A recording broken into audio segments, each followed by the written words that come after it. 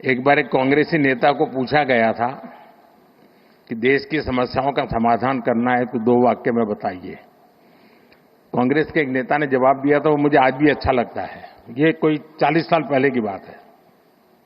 उन्होंने कहा देश में 2 चीजें होनी चाहिए।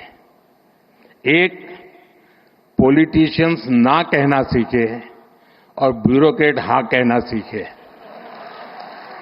तो मुझे सारी समझ होगा, पॉलिटिशियन किसी को ना नहीं कहता और ब्यूरोक्रेट किसी को हाँ नहीं कहता। योजनाबद्ध तरीके से कदम उठाए हैं। हमारे यहां आमतौर पर गवर्नेंस के मॉडल की चर्चा होती है कि सरकार में साइलोज ये सबसे बड़ा संकट है। एक डिपार्टमेंट दूसरे से बात नहीं करता है, एक टेबल वाला दूसरे टेबल वाले से बात नहीं करता है, ऐसी चर्चा होती है। कुछ मात्रा में सही भी होगा, लेकिन उसका कोई सॉल्यूशन है क्या? मैं आज आपको बैकग्राउंड बताता हूं। ये शहरी विकास वर्ष अकेला नहीं, हमने उस समय हर वर्ष को किसी न किसी एक विशेष काम के लिए डेडिकेट करते थे। जैसे 2005 में शहरी विकास वर्ष मना गया। एक साल ऐसा था जब हमने कन्या शिक्षा के लिए डेडिकेट किया था।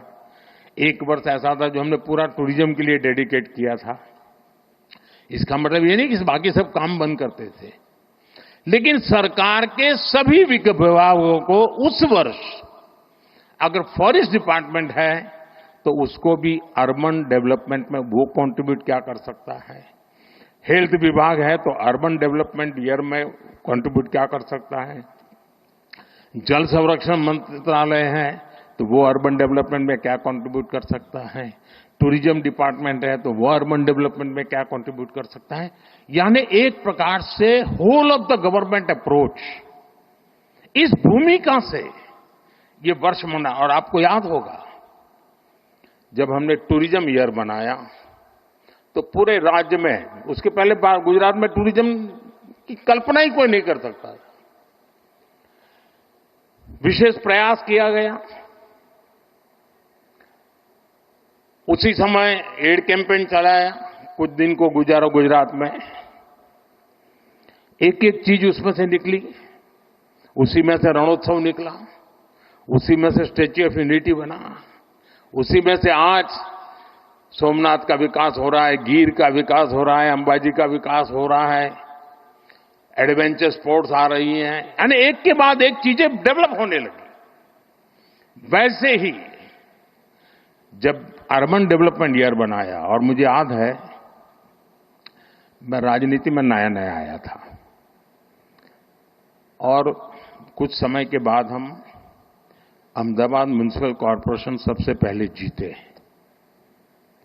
तब तक हमारे पास एक राजकोट म्युनिसिपैलिटी हुआ करती थी, तब वो कॉर्पोरेशन नहीं थी।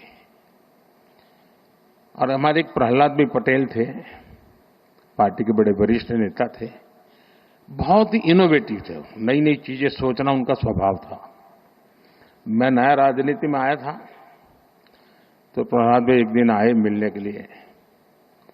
उन्होंने कहा ये हमें जरा, उस समय चिमन भाई पटेल की सरकार थी, तो हमने चिमन भाई और भाजपा के लोग छोटे पार्टनर थे,